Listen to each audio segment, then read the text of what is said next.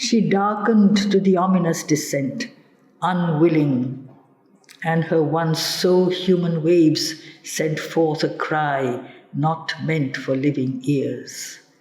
And Ruru chilled, but terrible strong love was like a fiery finger in his breast, pointing him on. So he through horror went conducted by inexorable sound, for monstrous voices to his ear were close, and bodiless terrors with their dimness seized him in an obscurity phantasmal. Thus, with agony of soul, to the grey waste he came, glad of the pain of passage over, as men who through the storms of anguish strive into a binding, tranquil dreariness, and draw sad breath assured. To the grey waste, hopeless Patala, the immutable country, where neither sun nor rain arrives, nor happy labour of the human plough fruitlessly turns the soil, but in vague sands and indeterminable strange rocks and caverns that into silent blackness huge recede, dwell the great serpent and his hosts, writhed forms sinuous, abhorred through many horrible leagues, coiling in a half-darkness. Shapes he saw, and heard the hiss, and knew the lambent light loathsome, but past, compelling his strong soul. At last, through those 6 tired, hopeless worlds, too hopeless far for grief, pale he arrived into a nether air by anguish moved, and heard before him cries that pierced the heart, human, not to be born, and issued shaken by the great river accursed. Maddened it ran, anguished, importunate, and in its waves the drifting ghosts their agony endured. There Ruru saw pale faces float of kings and grandiose victors, and revered high priests and famous women. Now rose from the wave a golden shuddering arm, and now a face, torn piteous sides were seen, and breasts that quailed. Over them moaned the penal waters on, and had no joy of their fierce cruelty. Then Ruru, his young cheeks with pity wan, half moaned, O miserable race of men, with violent and passionate souls, you come foredoomed upon the earth, and live brief days in fear and anguish, catching at stray beams of sunlight, little fragrances of flowers. Then from your spacious earth in a great horror descend into this night, and here too soon must expiate your few inadequate joys. O bargain hard, death helps us not. He leads alarmed, all shivering from his chill embrace, the naked spirit here. O my sweet flower, art thou too whelmed in this fierce wailing flood? Ah me! But I will haste and deeply plunge into its hopeless pools, and either bring thy old warm beauty back beneath the stars, or find thee out and clasp thy tortured bosom, and kiss thy sweet wrung lips, and hush thy cries. Love shall draw half thy pain into my limbs. Then we shall triumph, glad of agony. He ceased, and one replied close by his ear, O thou, who troublest with thy living eyes established death, pass on. She whom thou seekest rolls not in the accursed tide. For late I saw her mid those pale inhabitants whom bodily anguish visits not, but thoughts sorrowful and dumb memories absolve, and martyrdom of scourged hearts quivering. He turned and saw astride the dolorous flood a mighty bridge paved with mosaic fire, all restless and a woman clothed in flame, with hands calamitous that held a sword, stood of the waking passage sentinel. Magnificent and dire her burning face. "Pass on," she said once more, "O Bhrigu's son. The flower protects thee from my hands." She stretched one arm towards him, and with violence majestic, over the horrid arch compelled, unhurt, though shaking from her touch, alone he stood upon an inner bank with strange, black, dreary mosses covered, and perceived a dim and level plain without one flower. Over it paced a multitude immense, with gentle faces occupied by pain. Strong men were there, and grieving mothers, girls with early beauty with their limbs, and young sad children of their childlike faces robbed.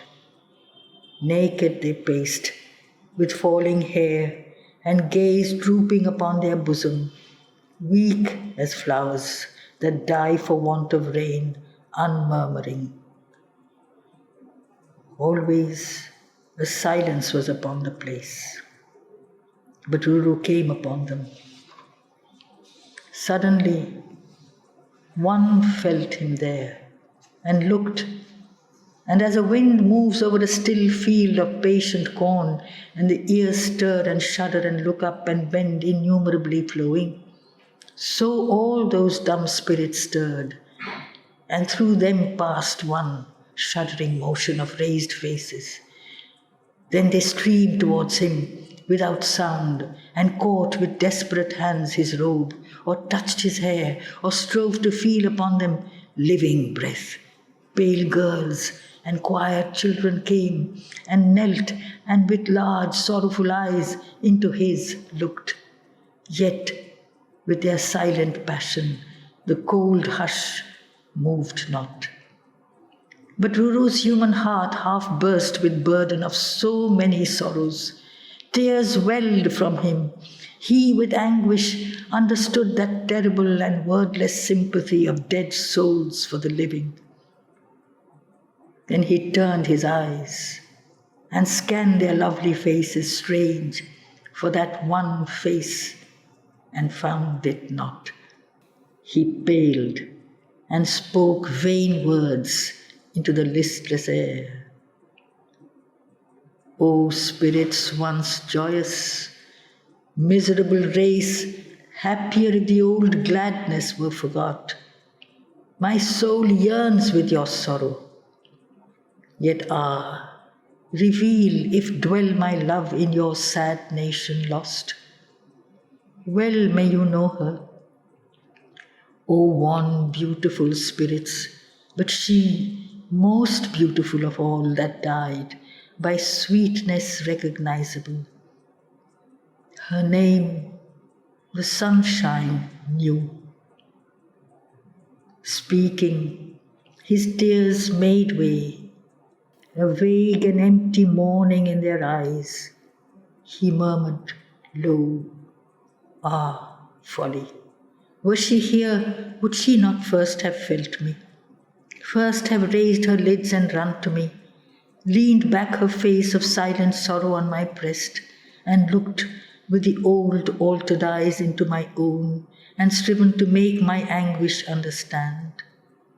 O joy, had she been here, for though her lips of their old excellent music quite were robbed, yet her dumb passion would have spoken to me. We should have understood each other, and walked silently, hand in hand, almost content," he said, and passed through those untimely dead. Speechless they followed him, with clinging eyes. Then to a solemn building weird he came, with grave colossal pillars round. One dome roofed the whole brooding edifice, like cloud, and at the door strange shapes were pacing armed. Then, from their fear, the sweet and mournful dead drew back, returning to their wordless grief. But Ruru to the perilous doorway strode, and those disastrous shapes upon him raised their bows and aimed, but he held out love's flower, and with stern faces checked, they let him pass. He entered and beheld the silent hall, dim and unbounded, moving then like one who up a dismal stair seeks ever light, attained a dais brilliant, doubtfully with flaming pediment, and round it coiled Python and Naga monstrous, Jaratkaru, Takshak and Vasuki himself. Immense, magic Karkatuka, all flecked with fire, and many other prone destroying shapes coiled. On the wondrous dais rose a throne, and he, its pedestal, whose lotus hood with ominous beauty crowns his horrible sleek folds, great Mahapadma. High displayed, he bears the throne of death. There sat, supreme, with those compassionate and lethal eyes, who many names, who many natures holds, Yama, the strong, pure Hades, sad and subtle, Dharma, who keeps the laws of old untouched, Kritanta, who ends all things, and at last himself shall end. On either side of him, the four-eyed dogs mysterious rested, prone, watchful, with huge heads on their paws advanced, and emanations of the Godhead dim moved near him, shadowy or serpentine, vast time and cold irreparable death. Then Ruru came and bowed before the throne, and swaying, all those figures stirred as shapes upon a tapestry moved by the wind. And the sad voice was heard. What breathing man bows at the throne of Hades? By what force spiritual or communicated troubles his living beauty, the dead grace of hell? And one replied, who seemed a neighboring voice, he has the blood of gods and titans old. And Apsara, his mother, liquid-orbed, bore to the youthful Chavan's strong embrace this passionate face of earth with Eden touched.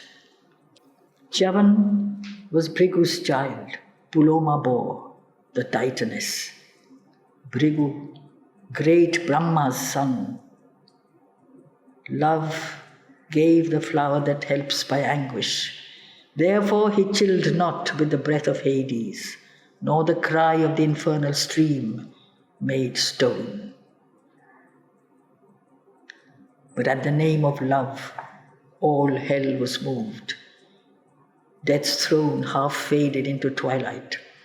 Hissed the phantom serpentine as if in pain, and the dogs raised their dreadful heads. Then spoke Yama. And what needs love in this pale realm? The warm, great love? All worlds his breath confounds, mars solemn order and old steadfastness. But not in hell his legates come and go. His vernal jurisdiction to bear hell extends not. This last world resists his power, youthful, anarchic. Here will he enlarge tumult and wanton joys? The voice replied, Menaka, momentary on the earth, heaven's Apsara by the fleeting hours beguiled, played in the happy hidden glens. There, bowed to yoke of swift terrestrial joys, she bore, immortal, to that fair Gandharva king, a mortal blossom of delight. That bloom, young Ruru found and plucked. But her too soon thy fatal hooded snake on earth surprised, and he through gloom now travels, armed by love. But then all Hades swaying towards him cried, O mortal, O misled, but sacrifice is stronger, nor may law of hell or heaven its fierce effectual action supersede. Thy dead I yield, yet thou bethink thee, mortal, not as a tedious evil, nor to be lightly rejected, gave the gods old age, but tranquil, but august, but making easy the steep ascent to God. Therefore must time still batter down the glory and form of youth and animal magnificent strong ease to warn the earthward man that he is spirit dallying with transience, nor by death he ends, nor to the dumb warm mother's arms is bound, but called, unborn, into the unborn skies. For body fades with increasing soul, and wideness of its limit, grown intolerant, replaces life's impetuous joys by peace. Youth, manhood, ripeness, age, 4 seasons twixt its return, and pale departing life describes. O mortal, youth that forward bends midst hopes, delights, and dreamings. Manhood deepens to passions, toils, and thoughts profound. But ripeness for large reflecting gathering up of these, as on a lonely slope whence men look back down towards the cities and the human fields where they too worked and laughed and loved. Next, age, wonderful age with those approaching skies. That boon wilt thou renounce? Wherefore? To bring for a few years, how miserably few, her sonward who must after all return? Ah, son of rishis, cease.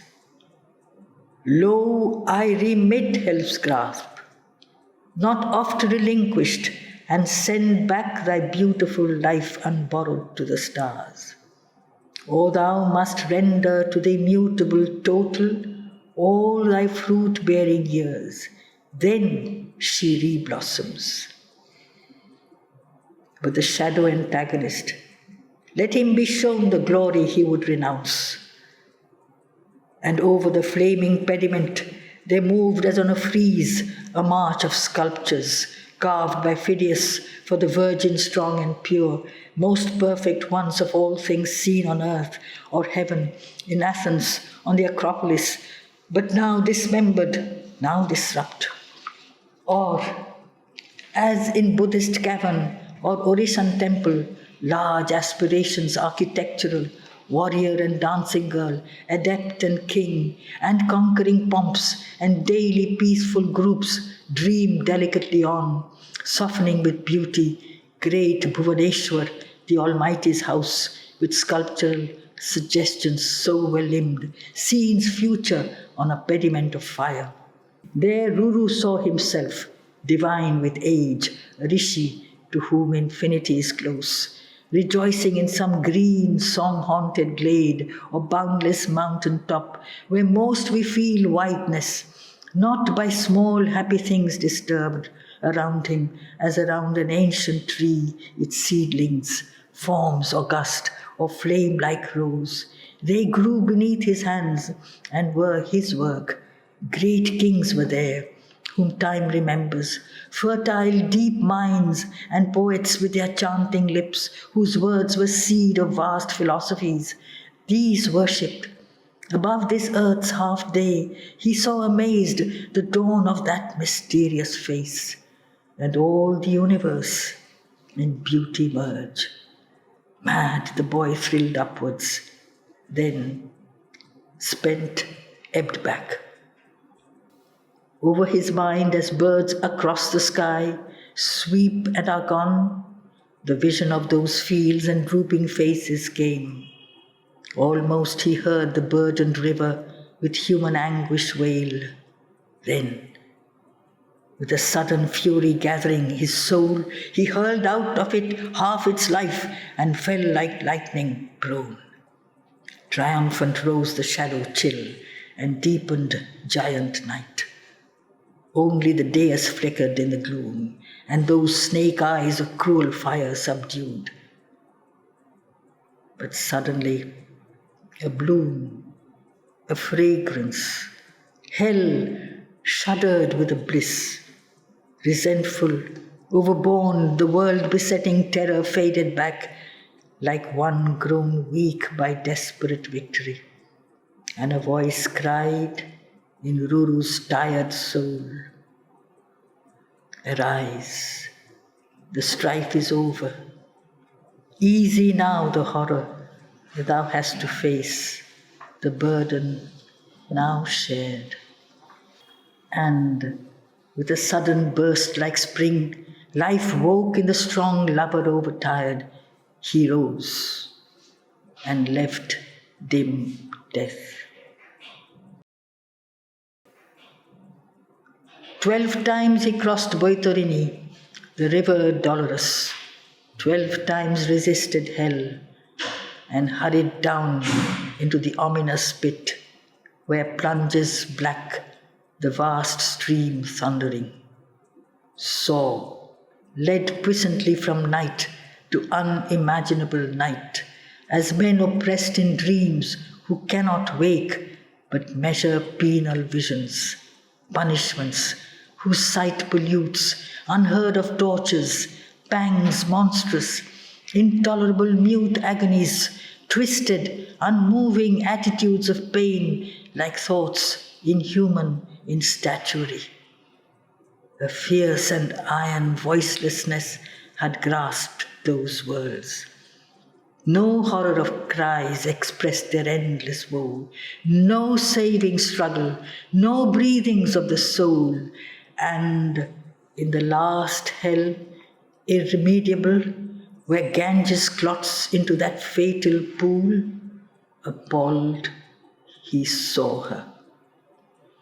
Pallid, listless, bare, oh, other than that earthly warmth and grace in which the happy roses deepened and dimmed with come and go of swift enamored blood.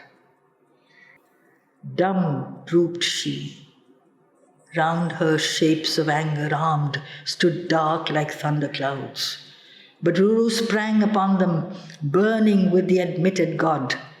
They from his touch like ineffectual fears vanished. Then, soul with her, trembling he cried the old glad name, and crying bent to her and touched, and at the touch the silent knots of hell were broken, and its somber dream of dreadful stately pains at once dispersed. Then, as from one whom a surpassing joy has conquered, all the bright surrounding world streams swiftly into distance, and he feels his daily senses slipping from his grasp. So that unbearable enormous world went rolling mighty shades, like the wet mist from men on mountain tops, and sleep outstretched, rising its soft arms towards him, and his thoughts, as on a bed, sank to ascending void. But when he woke, he heard the coil insist on sweetness, and the voice of happy things content with sunlight. The warm sense was round him of old essential earth, known hues and custom familiar, tranquilizing body and mind, as in its natural wave a lotus feels. He looked and saw all grass and dense green trees and sunshine, and a single grasshopper near him repeated fierily its note. Thrilling, he felt beneath his bosom her. Oh, warm and breathing were those rescued limbs, against the greenness, vivid, palpable, white, with great black hair, and real, and her cheeks all softness, and her mouth a dewy rose. For many moments, comforting his soul with all her jasmine body sun ensnared, he fed his longing eyes, and half in doubt, with touches satisfied himself of her. Hesitating, he kissed her eyelids. Sighing, with a slight sob she woke, and earthly large her eyes looked upward into his. She stretched her arms up, yearning, and their souls embraced. Then, twixt brief sobbing laughter and blissful tears, clinging with all her limbs to him, O love, the green, green world, the warm sunlight, and ceased, finding no words. But the earth breathed round them, glad of her children, and the koel's voice persisted in the morning of the world.